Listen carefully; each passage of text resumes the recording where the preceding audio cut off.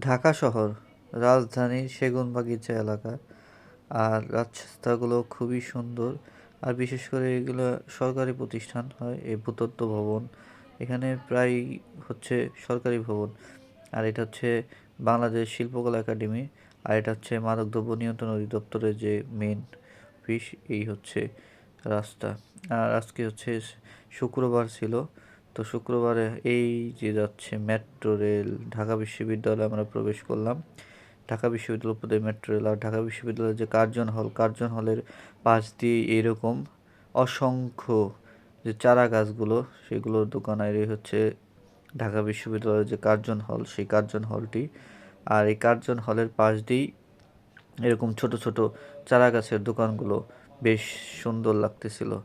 আর আমরা ঢাকা বিশ্ববিদ্যালয়ের পাশ দিয়ে আস্তে আস্তে চলে আসলাম সেই দোয়েল চত্বর। এই হচ্ছে সেই দোয়েল চত্বর, ঢাকা বিশ্ববিদ্যালয়। ধন্যবাদ সকলকে ভিডিওটি দেখার জন্য।